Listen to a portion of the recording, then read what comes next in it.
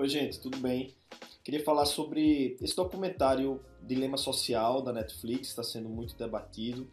Eu acho que ele tem um mérito que é colocar a novidade das redes sociais não como um problema da técnica, porque essas rupturas técnicas, elas sempre trouxeram um espanto, uma curiosidade, esse elemento de novidade que a gente não sabe lidar direito. Mas a questão das redes sociais não seria nem um novo produto, como por exemplo um micro-ondas, uma bicicleta, nem mesmo uma nova ferramenta, como traz um documentário, né? Ou seja, não é apenas um meio a partir do qual a gente passa a utilizar e circular informações.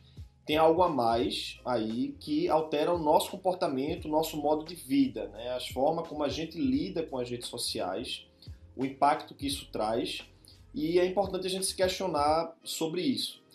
Mas diferente do documentário, eu acho que ele coloca o problema muito numa passividade dessas pessoas que estão usando as redes, né? Como se a gente fosse apenas manipulados e, né, aquela figura um pouco da Matrix num bunker, né? Como traz no documentário, como se ele realmente, né, fosse essa coisa meio até de teoria da conspiração de um subsolo, um submundo que controlaria, manipularia as pessoas. Eu acho que, pelo contrário, a gente já foi muito mais passivo na forma de lidar com as mídias. Basta a gente lembrar que antes o que a gente tinha disponível era a mídia impressa, era a rádio, a TV, e que isso tem trazido uma novidade que é a forma mais ativa, mais agente de se posicionar nas redes, de comentar, de gravar um vídeo com opinião e aquilo ali circular, né? E aí outras pessoas escutarem o que a gente está pensando. Tudo isso traz uma nova forma também de se comunicar e de se posicionar. Esse seria o elemento, ao meu ver, positivo, porque ele traz uma maior democratização, uma inclusão de pessoas que antes não poderiam estar incluídas nesse modelo mais tradicional da mídia e que tem encontrado um espaço também para manifestar sua opinião, para dizer o que pensa. Se não é esse o problema, qual é então o problema das redes sociais?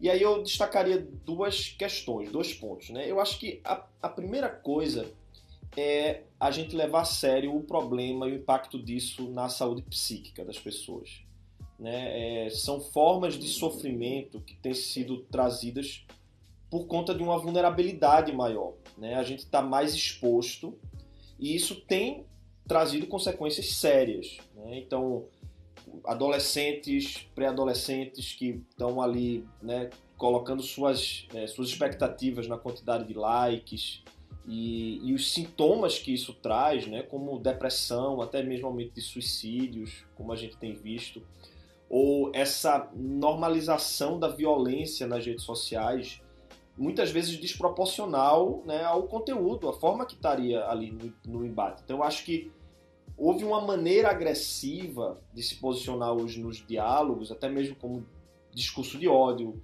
como crescente polarização, que é o que a gente tem visto, não como causado pelas redes sociais, digamos assim, mas como sintoma do modo como elas são utilizadas, né? Então eu acho que esse é um primeiro problema, assim, o impacto psíquico, essa seria a dimensão então subjetiva, né, e que deve de fato ser levado a sério, né, como um sintoma ligado ao uso das redes sociais. Uma segunda dimensão também tão importante quanto essa é uma dimensão propriamente social, do modo de vida e o impacto político que isso traz. Quem tem me acompanhado, né, algumas coisas que eu tenho escrito, produzido, tenho falado muito sobre a questão das emoções políticas.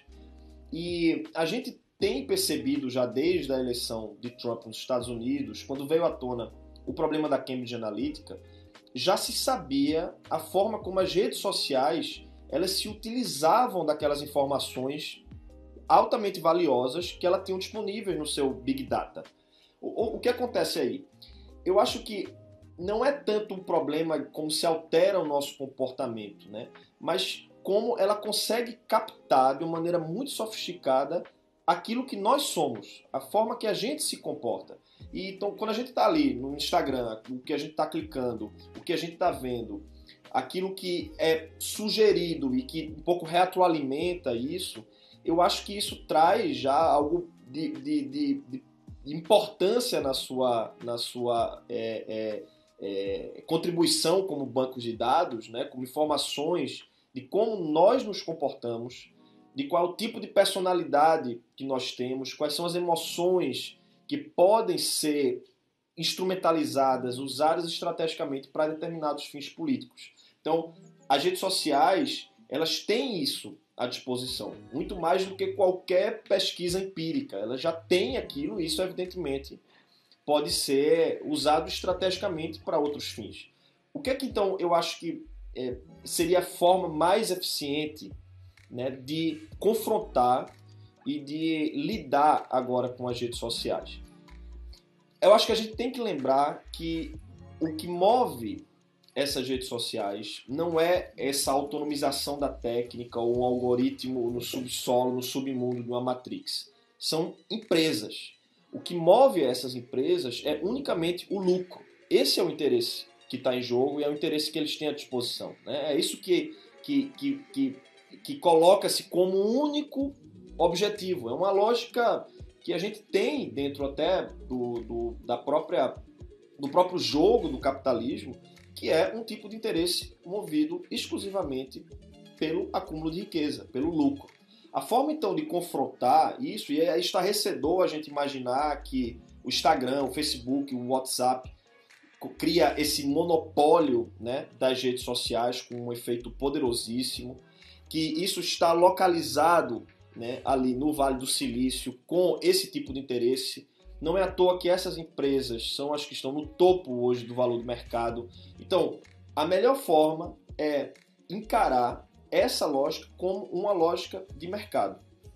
A forma, portanto, de enfrentar isso é primeiro mostrar os desdobramentos que seria se a gente acreditasse nessa suposta lógica de uma autorregulação do mercado. Isso é uma ficção e que, para isso, precisa ser combatido de maneira política. O que é que isso quer dizer? Com mais regulação, com um aperfeiçoamento do debate, como tem sido feito hoje sobre Lei Geral de Proteção de Dados, sobre como politicamente isso pode ser combatido.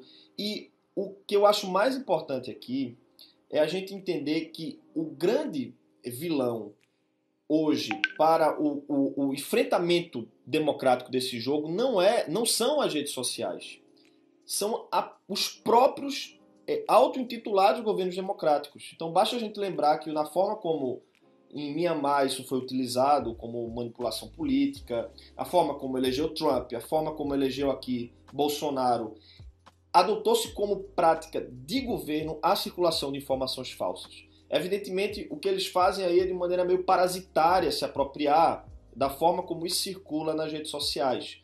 Mas não é ela em si a única vilã. Os próprios governos hoje, por isso que eu acho que é um problema político, no enfraquecimento da democracia, tem sido adotada hoje pelas próprias auto-intituladas democracias. Elas que estão, então, minando por dentro, né, o jogo democrático. Evidentemente, se apropriando dessa instrumentalização que elas conseguem circular esse tipo de informação hoje pelas redes sociais. Então, enfatizar esse problema político é, por um lado, perceber que a lógica que guia as redes sociais é uma lógica estritamente de mercado e que, portanto, precisa de uma solução política. Essa solução, que é, de fato, política, seria uma forma, então, de como os estados conseguem, de maneira mais eficiente, regular as redes sociais de uma maneira que preserve um jogo de liberdade, mas que não seja ingênuo, né? Que saiba que apenas essa crença na liberdade pode ser apenas instrumentalizada para fins políticos.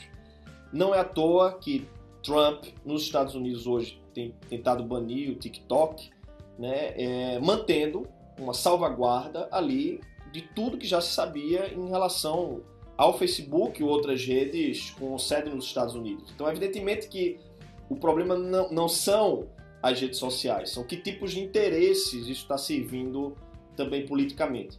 Então eu acho que a forma que a gente tem hoje, com saída, de tentar de uma maneira mais saudável, né, e encontrar um espaço mais equilibrado com as redes sociais, é valorizando e aperfeiçoando esse tipo de debate democrático, de como a gente poderia, digamos assim, colocar esse potencial democrático das redes, que é de ampliação, de inclusão de outras vozes, de trazer um debate que de fato seja inclusivo e produtivo, recolocar tudo isso nos trilhos da democracia, né? Ou seja, de entender que é preciso um tipo de regulação, porque se a gente deixar essa crença democrática apenas nas mãos desses grandes conglomerados hoje das redes sociais, né, isso seria um grande risco, e as consequências políticas que a gente viu disso foi justamente